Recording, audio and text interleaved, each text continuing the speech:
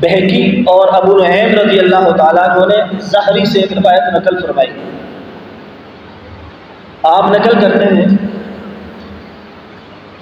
آپ فرماتے ہیں کہ جب امام حسین رضی اللہ تعالیٰ عنہ کا ان کو شہادت ملی تو اس کے بعد بیت المقدس میں جو بھی پتھر ہم اٹھاتے ہیں اس کے اندر تازہ، اس کے نیچے سے تازہ خون نکلتا. آج ہمیں بارشیں نہیں ملتی ہیں، بے موسمی بارشیں ملتی ہیں، ہمارے رزق میں برکت نہیں ہے، ہماری جانوں میں برکتیں نہیں ہیں، ہمارے کاروبار میں برکتیں نہیں ہیں. وجہ کیا ہے؟ تلاش کرو. وجہ صرف اور صرف یہی وجہ ہے کہ ہم نے قرآن کو بند کر دیا ہے. ہم نے اللہ اور اس کے رسول کی تعلیم جو تھی ہم نے اس کو پس پش ڈال کے رکھ دیا تھی کہ حضور تو نے جو فرمایا تھا، آپ نے جو فرمایا تھا وہ ہم لوگ نہیں ہیں، وہ کافر ہیں. وہ کافروں کو کیا لگے حضور کے پیغام سے؟ حضور نے اپنے آخری وقت میں بھی امت کو یاد کیا. حسین نے بھی اپنے آخری وقت میں بھی اپنی سونے نبی کی امت کو یاد کیا. آج امت کہاں جا رہی ہے؟ انگریز خوش ہوتا ہے اس بات کو دیکھ کر، ہنسو نہیں، بڑی قیمتی باتیں ہیں. آج انگریز خوش ہوتا ہے ہم پاکستانی اس نوجوان شخص کو دیکھ کر کہ جو کسی ایکٹر کی نقل لگا کر اپنی زندگی گزار رہا ہے. آج کے نوجوان کو نقل لگانی تھی، آج کے نوجوان کو اگر کسی کی مشاہبت اختیار کرنی تھی تو وہ جناب حسین پاک تھے، وہ سونے نبی تھے. لیکن آج کا انگریز خوش ہوتا ہے کہ یہ دیکھو پاکستان کا معاشرہ، دیکھو یہ دیکھو نوجوان کی نسل، جس کی مشاہبت کرنی چاہیے تھی ہم لوگوں کو اس کی مشاہبت ہم نے نہیں کی، اور جس کی مخالفت کرنی چاہیے تھی اس کو ہم نے دل سے لگایا ہوا ہے. قتل امام حسین جب ہوا، ابو نعیم آپ کی روایت ہے کہ بیت المقدس میں 3 دن تک اندھیرا چھایا رہا. قتل حسین نے دنیا میں جو جو چیز تھی سب کو رلا کر رکھ دیا. آج ہماری آنکھوں سے ایک آنسو نہیں نکلتا. سفید داڑھی رکھنے والا شخص باتوں پر ہنستا ہے.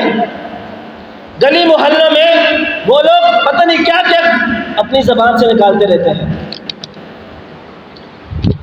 آپ کا ایک معصوم چند ماہ کا بچہ اگر اس کو کچھ ہو جائے تو آپ کی دنیا ادھر کی ادھر ہو جائے، اور مولا حسین پاک نے اپنا سارا گھرانہ لٹا کر رکھ دیا صرف دین کی خاطر، اسلام کی خاطر.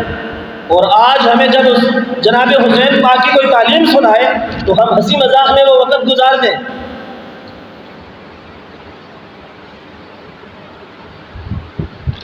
ایک مقام پر ارشاد فرمایا گیا، اصحاب کہف، آپ نے نام ان کے سنے ہوں گے.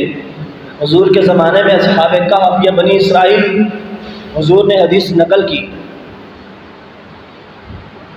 کہ اصحاب کہف یہ چند 7 گنتی پر، کچھ 3 بتاتے ہیں کچھ 5 بتاتے ہیں، لیکن مشہور زمانہ یہ کہ وہ 7 شخص تھے اور ان کے ساتھ ایک کتا تھا. محدثین لکھتے ہیں کہ یہ نام جس شخص کے بٹوے میں ہو، جیب میں ہو، یا جس شخص کے گھر میں ہو، یا جس شخص کی کشتی میں ہو، یا جس شخص کی گاڑی میں ہو، تو وہ کشتی نہ پانی میں ڈوبتی ہے، وہ گھر نہ کسی آگ کا شکار ہوتا ہے، وہ گھر نہ کسی چوری کا شکار ہوتا ہے، وہ گاڑی نہ کسی حادثے کا شکار ہوتا ہے، وہ شخص نہ کسی حادثے کا شکار ہوتا ہے. وجہ کیا ہے کہ صرف اصحاب کہف کے نام لکھ کر اس نے اپنے گھروں میں، اپنے جیبوں میں، اپنے گاڑیوں میں لگائے ہوئے ہیں.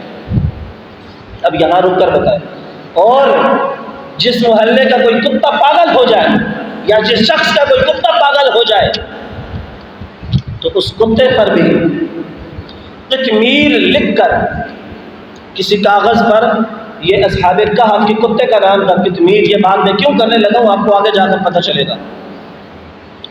کسی کاغذ پر قطمیر لکھ کر اس پاگل کتے کی گردن پہ یا کہیں بھی ڈال دیں تو وہ پاگل کتا پاگل نہیں رہتا. اور یہ نام جو شخص اپنے پاس رکھے تو وہ تمام دنیاوی حادثات سے محفوظ رہتا ہے.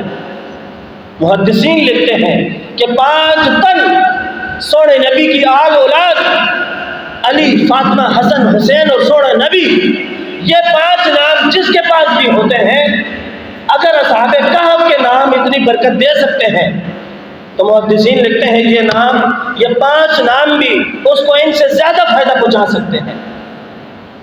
یہی وجہ ہے کہ آج محدثین اس کو ان 5 ناموں کو 5 تن کر کے بھی پکارتے ہیں کہ یہ وہ 5 تن ہے، وہ 5 جسم ہے کہ جن کو اللہ رب العزت نے پاک قرار دیا ہے۔ اصحاب کہف کے نام اگر انسان کو فائدہ پہنچا سکتے ہیں، میں نے اپنے پاس رکھے ہوئے ہیں، تو آپ یہ سوچیں کہ سونے نبی کی آل اولاد کے نام کیوں نہیں فائدہ دیں گے؟ میرے پاس جو بھی آتا ہے استاد جی اس کو دم کرو، خدا کی قسم ممبر رسول پر بیٹھا ہوا ہوں میں، اللہ یا رسول اللہ یا علی یا فاطمہ یا حسن یا حسین یا غوث اعظم دستگیر یہ پڑھ کر پھونکتا ہوں، باقی اللہ جانے، یہ پنجتن جانے، اور الحمدللہ شفا بھی ہوتی ہے۔ مطلب یہ ہے کہ حسین کا مشن جانو، حسین کا مقصد پہچانو۔ حسین کا مشن اور مقصد یہی تھا کہ نماز کو عام کرو، نماز پڑھو، مسجدوں کو آباد کرو، حق کا ساتھ دو۔ آج اگر ہم حق کا ساتھ نہیں دیتے ہیں تو سمجھ جاؤ کہ ہم یزیدیوں کے ٹولے میں کھڑے ہوئے ہیں۔ آج اگر ہم گناہ کو گناہ نہیں سمجھتے، آج اگر ہمارے سامنے گناہ ہو رہا ہے اور ہم خاموشی سے دیکھ رہے ہیں تو سمجھ جاؤ کہ ہم لوگ یزیدیوں کے ٹولے میں کھڑے ہوئے ہیں۔ آج ہمارے محلے میں طلاق یافتہ لوگوں نے عورتیں رکھی ہوئی ہیں تو سمجھ جاؤ کہ ہم کسی یزیدیوں کے ٹولے میں کھڑے ہوئے ہیں۔ آپ لوگوں کے چند دن پہلے ایک اللہ کی طرف سے رات کو بڑا شدید زلزلہ آیا تھا، آپ جانتے ہیں صرف علاقہ چھچ نے محسوس کیا۔ اس وقت استغفر اللہ یا اللہ معاف کر، یا اللہ معاف کر، توبہ توبہ توبہ توبہ۔ جیسے وقت گزرا پھر وہی حالت شروع۔ اللہ نے سورہ بروج میں ارشاد فرمایا کہ جان لو اللہ کی پکڑ بڑی سخت ہے، ان بطش ربک لشدید۔ اللہ چاہتا تو ہمارے اس گاؤں کو کب سے تباہ و برباد کر دیتا، لیکن نہ جانے کس معصوم یا کس بزرگ کی وجہ سے اللہ نے اس گاؤں کو بچا کر رکھا ہوا ہے، نہیں تو جو حال اور جو رویہ اور جو کرتوت ہم نے اپنا لیے ہوئے، خدا کی قسم ایک لمحہ بھی نہ دیر لگائے اللہ تعالیٰ۔ اس لیے بہتر یہی ہے کہ جان لو اپنے گناہوں کو، پہچان لو اور آ جاؤ اللہ کی طرف، توبہ کر لو اللہ کی بارگاہ میں، معافی مانگ لو۔ اللہ رب العزت نے فرمایا سورہ نبی نے کہ میری بارگاہ میں کوئی شخص آئے زمین سے لے کر آسمان تک بھی گناہ لے کر آئے اور سچے دل کے ساتھ اگر وہ توبہ کر کے مکھی کے سر کے برابر بھی آنکھوں سے آنسو نکال دیتا ہے اور مجھ سے معافی مانگتا ہے تو اللہ رب العزت نے فرمایا میں رب ہوں، میں اس کو معاف کر دیتا ہوں، اور وہ ایسا ہو جاتا ہے جیسے آج بھی اس کو ماں نے اس کو جنا ہوتا ہے۔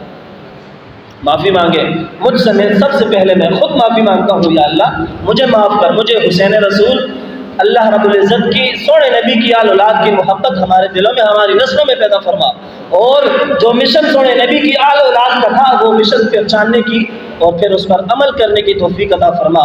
میں دعا کرتا ہوں کہ ہمارے اس علاقے کو اللہ رب العزت جو یہ شان والا تھا، جو عزت والا یہ علاقہ تھا، جو مقام و مرتبے والا یہ علاقہ تھا، اللہ رب العزت وہ مقام، وہ شان، وہ عزت دوبارہ اس علاقے کو، اس گاؤں کو اللہ رب العزت عطا فرمائے۔